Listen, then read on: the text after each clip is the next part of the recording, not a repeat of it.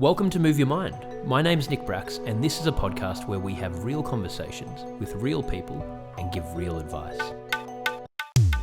I hope you all had a great Christmas and New Year's. This is the first episode of Move Your Mind for 2024, and we're starting with a super inspirational person. His name's Tim Conolan, and he's the founder and CEO of TLC for Kids. He founded TLC for Kids in 1998 after addressing a cancer support group as a motivational speaker. He was inspired by their stories to create an organisation that supports all children in hospital, no matter the illness. In 2014, he received the Australian of the Year Local Hero Award, and in 2019, he became a member of the Order of Australia. We dived deep into Tim's story, we broke down some of the key factors that have led to his long-term success with TLC for Kids, and we also discussed the launch of his new TLC for Kids app, Tap to Distract. Tim, so great to meet you, mate. I really appreciate you reaching out and making the time to come on the podcast. Sounds like you're doing really incredible work, and I can't wait to share with our listeners what you're doing. Thanks, Nick. This is a great opportunity, so I'm really excited about it. Appreciate it.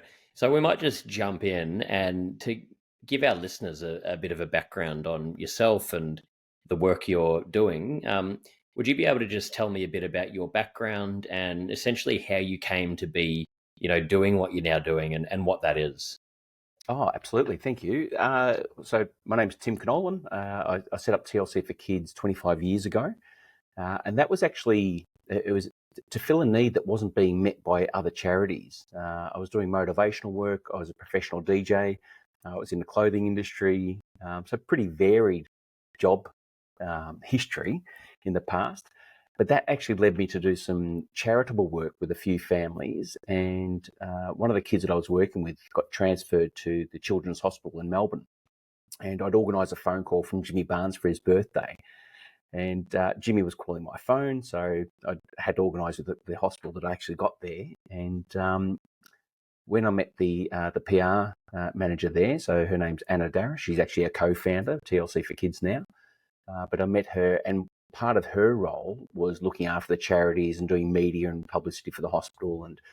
But she got to know what the charities were doing and the support they were giving kids. And when I met Anna and found out how many kids were missing out, that's where we identified a gap in the charity industry. And we thought we have to set up something to catch kids before they hit the ground and make sure that there's another support base for them.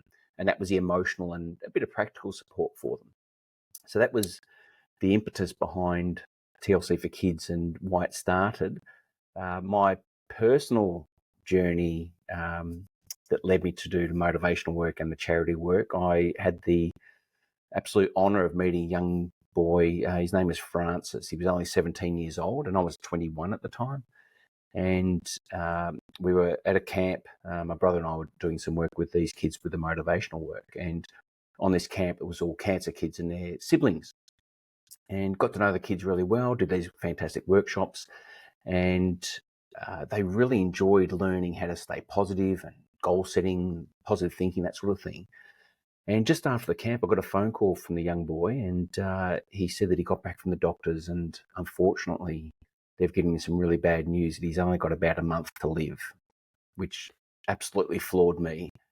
So spending a fair bit of time with Francis, I got him to basically let me know what he wanted to achieve in these last weeks of his life. And he had three simple wishes.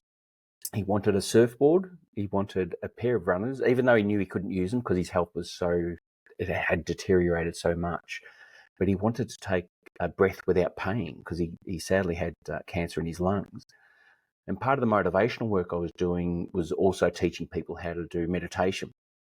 So I made a couple of phone calls, organised the surfboard and runners for him, which was fantastic.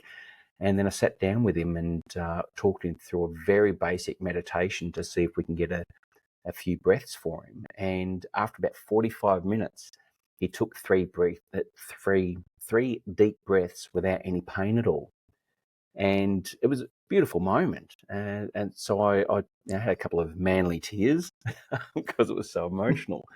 But it was nice. And when I left Francis and his mum and his nurse, look, this is really good. Look, I've helped this kid. do these 3 wishes. And then sadly got a phone call from his mum a couple of days later to let me know that unfortunately Francis had passed away, which was devastating. So I went round and I saw his mum, and I sat with her for about 2 hours. And what she said was Francis had understood and appreciated everything everyone had done. He wasn't scared, he wasn't angry, but the thing that he wanted the most was a breath without pain. Mm. And she said, you gave that to him. And the second she told me, I thought, this is what I'm supposed to be doing in my life. So very young, very lucky to have found a calling. And so from Francis, I've focused on helping more sick kids. Then when TLC was created to help even more sick kids, that launched the services that we have today. And now it's 25 years later, and the services have been used over 14 million times so far to help kids going through tough times in and out of hospital. Well, thank you so much for sharing that, mate. And an incredible story. It's pretty grounding hearing things like that. And I guess it really makes you realize what is actually important in life. And I think we can get so caught up in so many different trivial things, and the work you're doing, it just, it brings you back to reality and makes you so grateful for everything we have. And I think it's incredible and amazing that you had that foresight to make that move at such a young age. It's incredible. Thanks, Nick. Yeah, it was. Yeah, I know I say it a lot. Like I do believe I'm lucky, and it was a bit of a the right time at the right place to find that calling, and so young to do it. So that's something I look back on, appreciate every day. But I thank Francis for that. I've got his photo in my office, and I look and think about him every single day because we wouldn't be here if I hadn't met him. yeah, So yeah, absolutely. good life, very lucky. Absolutely. And is it the kind of thing like what I've found with doing the work in mental health and the whenever I go and do a talk or anything like that, I found it's helped my own well-being as much as the other people. Is it the kind of thing that you've experienced? Because I think it's a really important message for, people to understand when we do these things, it has that sort of holistic benefit, and there's very few things that make you feel better than doing something where you can, in some small or big way, see that you're genuinely helping make a difference in someone's life. I could not agree more, and it's exactly what it does. It fills my cup. I've said this many times in the past as well. It makes my heart sing, because if you can genuinely help somebody without any intention or expectation to get anything in return, where it is a true offering of assistance and support and empathy, which is really important for people because they don't need sympathy, but a lot of people can really benefit from empathy, where you put yourself in their shoes. And I find that really rewarding for myself, as does the team, because we're genuinely helping people at that pivotal time in their lives where they could just have a bit of a hand up to get through the next stage. And we are always grateful to be able to be in a position to help these families. But we constantly look at the situation they're in and just, we wish and hope that they weren't there.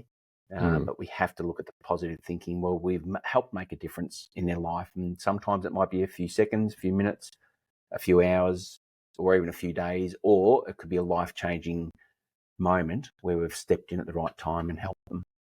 Yeah, absolutely. Absolutely. And I think it's a really interesting point what you said on the empathy.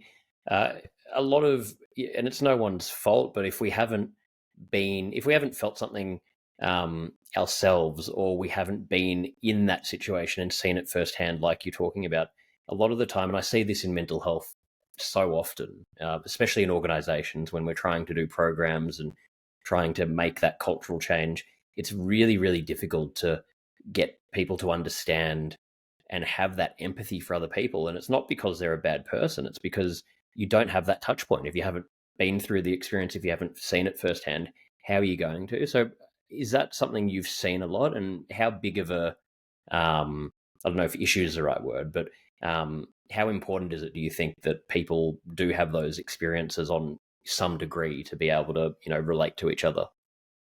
I think the advantage we've got, because mental health is it's critical for everybody, everybody's well-being, even success in business. You have to have strong mental health, and you have to be able to compartmentalize situations where you can not fully remove yourself from a situation. One of my former mentors taught me to always respond rather than react to every situation. And if you can respond to things, then you can put yourself in a better mental state to look at the outcome and think what will be the best for myself and for those that I'm working with. The advantage we got with the, especially on the line in terms of empathy, we've had so many very different situations and cases where we've assisted families. So we've had first-hand experience working with the healthcare professionals, working with doctors and social workers, and working directly with the families and the kids to get their story. And we've always put ourselves in their shoes to think, well, okay, so if you were receiving this, if you were receiving some help, how would you feel if somebody walked in and said X, Y, Z, if they gave you something? And one of the biggest challenges we've had, Nick, was not having families feel like they're a charity case, because nobody likes to put your hand out saying, look, I need help. It's the biggest thing. It's sad, because if everybody put their hand up to say, hey, can I have a bit of help here, the world will be an absolutely much stronger and better place for it. But society and social media and a lot of influence comes along the board, don't say that you need help, because that can potentially be a sign of weakness, where it's the exact opposite. The strongest people ask for help.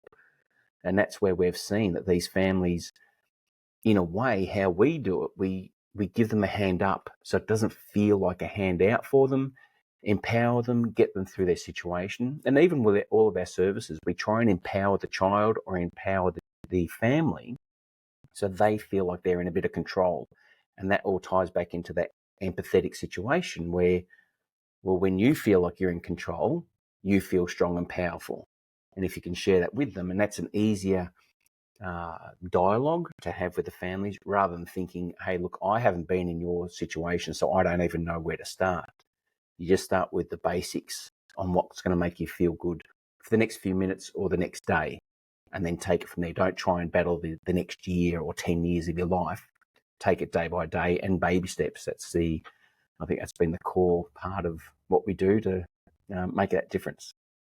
Yeah, I think all amazing points there, what you're talking about. And I think in all context of life, like baby steps are so important. I think that message about asking for help, we need to learn to be able to ask for help, because no matter who you are, no one has really been able to accomplish anything in life or get through anything without support. None of us. The people we think are the strongest, they have support. And it's good that it's changing, but that's got a long way to go still, where we need to really break down that barrier in society and, educate people and let them know that it's normal. We're meant to be in communities. We're meant to support each other. And I totally agree with what you were saying, that if we all had that attitude, we would live in a completely different world. It would just be, night and day how different it would be. And the other point for our listeners that I think was, I love what you said about not being reactive to situations. So when something happens, rather than just reacting and going with whatever emotion comes up, being able to pause and actually take in the situation and then work out what the response is, because that's takes a huge amount of self-awareness to do that. And something I'm continually working on, getting better at, but not always. Depends what mood I'm in that day, depends how tired I am. But it makes a huge difference. I think it's a really, really good point, what you were saying there on that one. Thank you. Yeah, I literally live by that. And yes, it's not the perfect way to respond to absolutely every single thing, but becomes a habit. So when you start doing it, take a step back, even for a few seconds or a couple of minutes, just take a step back and think about the situation before you hit send, before you write that next thing, before you say something. It can make a massive difference, but we have to instill that habit, which is, if we can do something for 60 days in a row, then it becomes part of what you're doing. So, but also don't be too hard on yourself if you don't get it right, because as you mentioned, we're all human. So Exactly. We're allowed to make mistakes and we're allowed to just grow and evolve. Hey guys, if you're enjoying this podcast, please click the subscribe button, leave a like or comment, share with your friends, and follow me on Instagram at Nick Bracks. I really appreciate your ongoing support. we're all going to have good and bad days, and it's just about consistency. And if you're having a bad day, that's okay, but come back and try again the next day. And like you said, exactly, habits are the only way we're really going to make that long-term change. So another really good point there. A lot of our Thank you. listeners, yeah, no, I think it's the habit stuff. I think, yeah, such a huge one. But a lot of our listeners are, very entrepreneurial and looking to do, their own projects or businesses or whatever endeavor it is. So I'm interested for them to learn from you. You started this 25 years ago, which I think is incredible. Like that you've built it into what it is now, and such an amazing story. There must have been so many lessons along the way. What are some of the biggest challenges in building it to what it is today that have come up over that journey? One of the biggest challenges was literally educating people on the importance of helping people. When we started TLC for Kids, it was literally the goal was to help any child with any illness, regardless of their situation, and to work with the healthcare professionals and get rid of waiting lists. But because we were focusing on all kids, we had a very big challenge to educate people to explain why anybody in a situation that may need that additional support should be helped. And it shouldn't be based on their illness or their condition because it's something that you might have heard of before. So it was a really, it was an interesting journey. Raising funds was very difficult. So luckily, when I was still DJing when we started TLC for Kids, so I was working 4 nights a week and doing TLC 7 days a week. So Wow. luckily, I could compensate a lot of the expenses of the organisation to help families at the start. We had a pretty tough journey though with the fundraising and the competition as well. There's a lot of charities out there doing incredible work, but one of those other challenges we had was trying to, I suppose, get our message through the white noise of so many support groups and so many people doing great things. And the dollar's only so big. So it Yeah. can't be cut up in a million ways. It can only be cut up, and it doesn't get any bigger. So we also had that level of not so much guilt, but at the pressure thinking, oh, if we're raising funds, does that take funds away from another charity? So we were trying to be I don't know, as altruistic as we could be, but we had no resources and no funding to do this work. But we saw this massive gap, and unfortunately, it was the biggest number of people that needed the most help weren't getting it. So that was a very big challenge. Even today, we're still educating people in part of our conversation.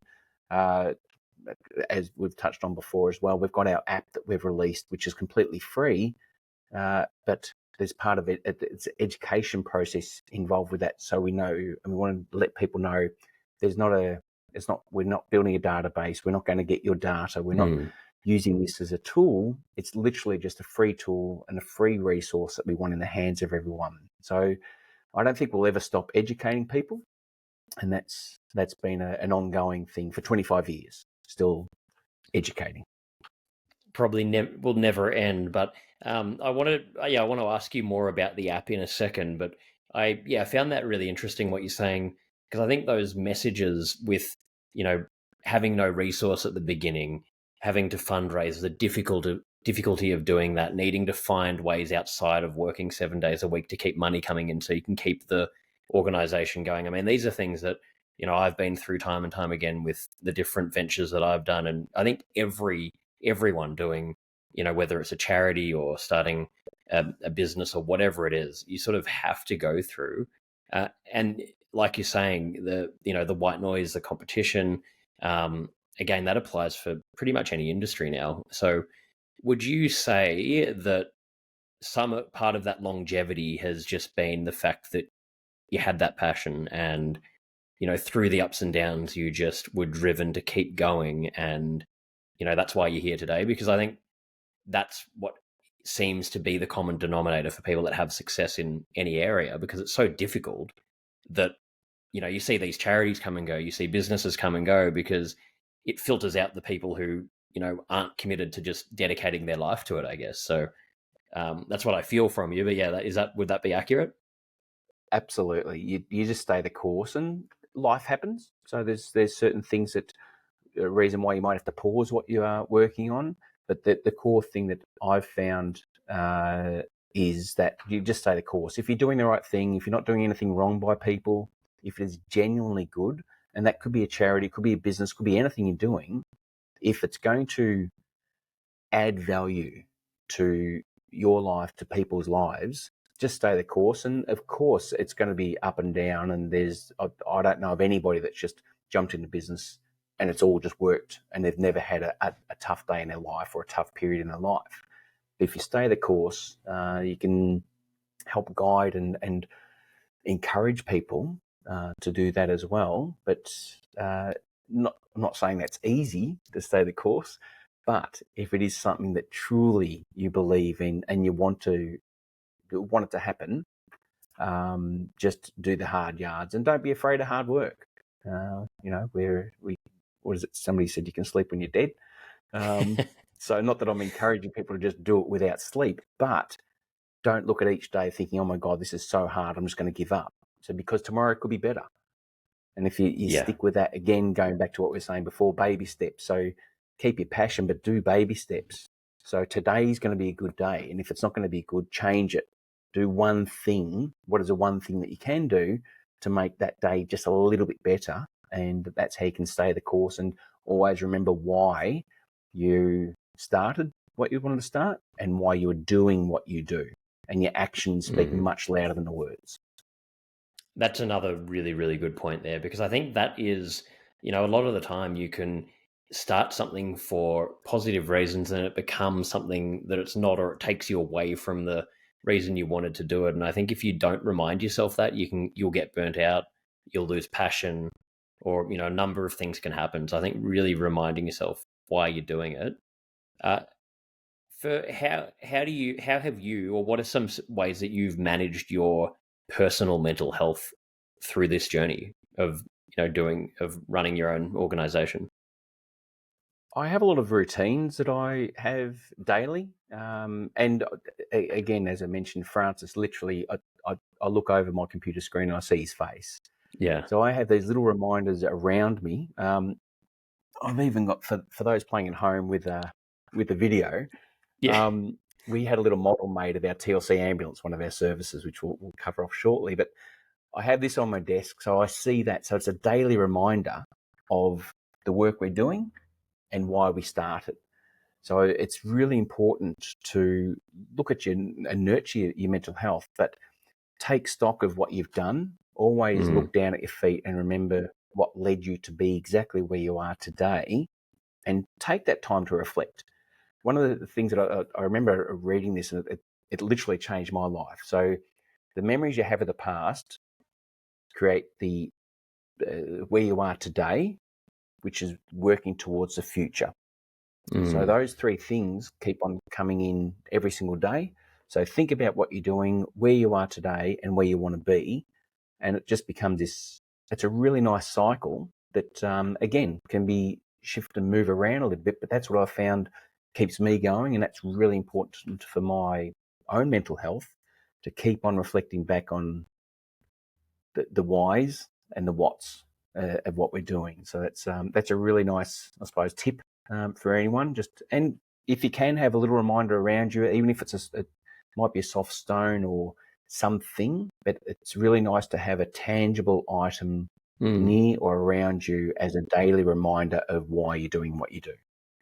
Yeah, really good points there, and very similar to what I try and implement into my own life, having these habits and daily rituals that you are going to do regardless of the chaos of whatever else could happen that you can't control in life. It sort of keeps you grounded. And then gratitude, like you're talking about there, I think is so important to remind yourself. So yeah, love those points. So with this app, you've got this new app that has recently come out, I think you were saying, and I'd love to learn more about that and where it's currently at. Hey guys, if you're enjoying this podcast and want to learn more, I've released my first book, Move Your Mind: How to Build a Healthy Mindset for Life, where I talk about my own journey with mental health and share tips from experts on how to maintain a healthy mindset. You can buy the book on Amazon or through my website at nickbracks.com/book. Thank you. We're super excited about it. Just a brief history on how it became the app that it is today. So our services have ranged from a rapid TLC program, which is a referral-based program where nurses and doctors refer kids to us, where we pay for medical bills, food, fuel, sometimes helping out with funeral costs, or something, a bit of respite for the family. It's a 24 to 48 hour turnaround time, so it's very fast for any child, any illness. So we have our referral program. We then launched a distraction box, which we developed and launched in 2004. And this is a box of toys and items that engage children while they're having procedures or examinations. The concept behind it is to empower the kids, try and take away that fear and anxiety, and focus on a non-pharmacological support. So if they can use less pain relievers and sedatives, that's a much better outcome for the kids. But the most important thing is to try and have that situation a lot calmer for the kids. And all of the items are being chosen by the healthcare professionals to have a specific purpose, or they have an activity that will actually have a positive outcome for the kids.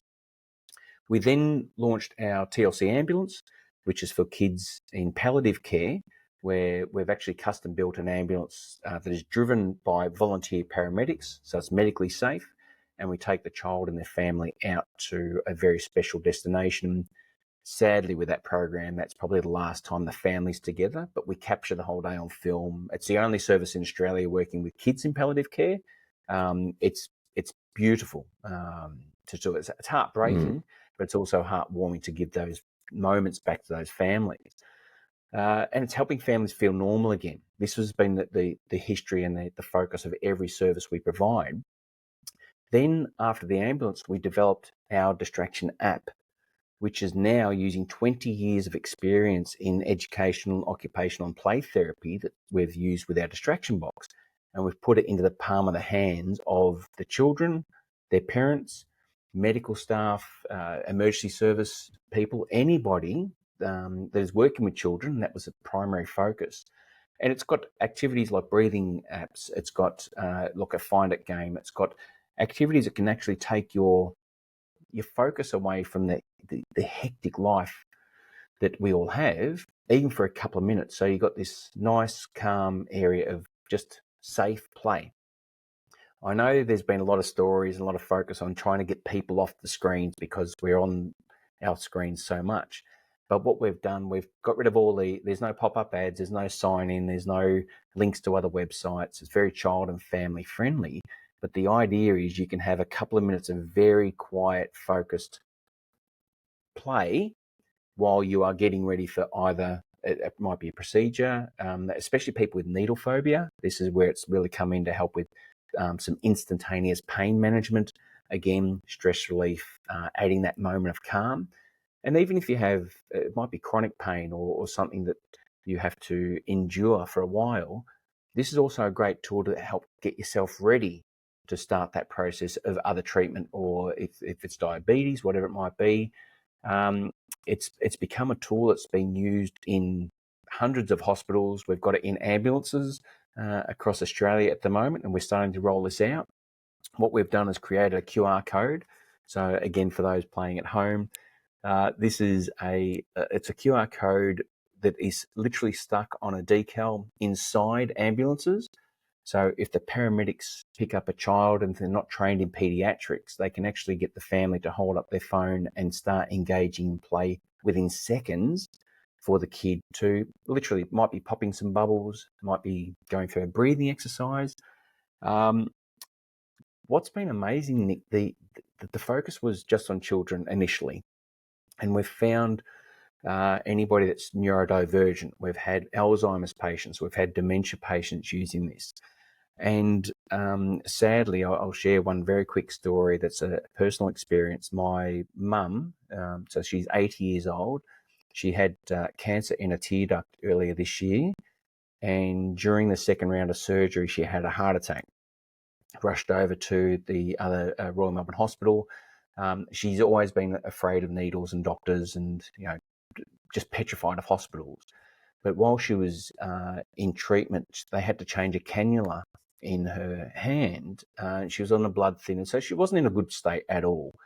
But she was panicking, and the nurse was touching her arm just to see if they could find another vein, and Mum was wincing with her arm. And I said to her, look, you have to stay nice and still, because if they start putting it in and you move, it's going to damage and it's just going to be a mess. So you've got to be still. So I pulled out the app.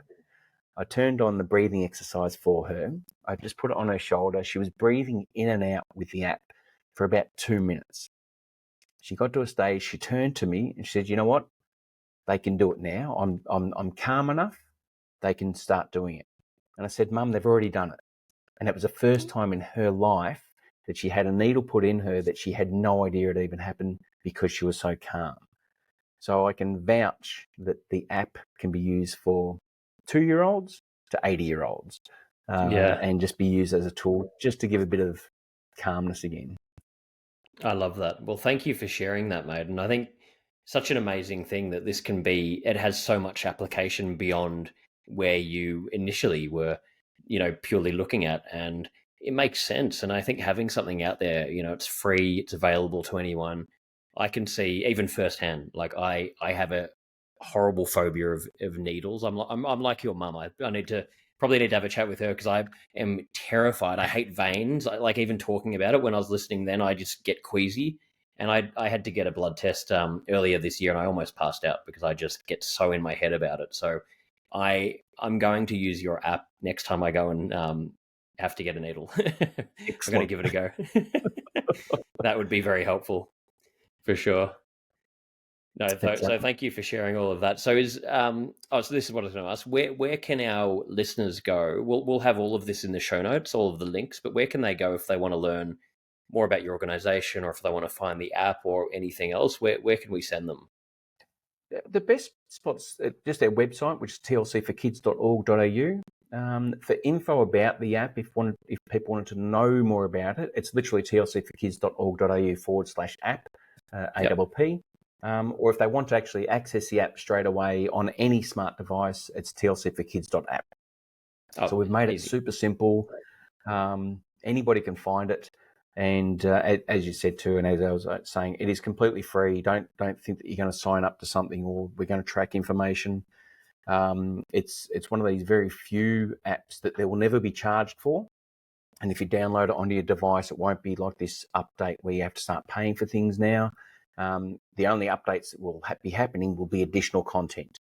And it's really important for us, especially in this early stage, to get feedback from users, where people might start using the app and say, look, it'd be great if it maybe had this type of content included in the app. And the fortunate position we're in, we've got local developers, which are literally 15 minutes from our office. We're in contact with them on a weekly basis. So if we find a new game or activity, we can actually talk to the developer straight away, get that implemented, and then start rolling it out. Because it's an evolving project, but it's something we really want to get in the hands of so many people, especially countries and states and regional areas that might be missing out on normal support services. This is a great tool to be able to provide that additional support for anybody that's having a bit of a tough time. And I use it as well. I've got a needle phobia myself, which, I've chosen the right profession to get involved with. But I also use the app now for, vaccinations and blood tests and all that sort of stuff, because it works. So it's exciting, and we're excited to see how many people can start using it and get it out there. Yeah, no, I think that's fantastic. And, such a great tool, like you're saying, so needed. And anyone listening, please do check it out. We'll have all of the links that you've just read out there in the show notes. So you can just click on any of them and check it out. And yeah, like I was saying before, I can't wait to try this out myself when I next have to get a blood test, because I need it. So thank you for everything that you've shared on here, Tim. It's you've got an incredible story. I'm super inspired just listening to what you're talking about, and we need more people like you out in the world. So yeah, really appreciate you making the time. Love everything you're doing. We finish every episode with 5 closing questions. So these are just sort of whatever comes to mind really for each one of these. But the first one is, what's your best childhood memory that comes to mind? Oh, childhood memory would be creating things in the backyard, and I've always been quite inventive.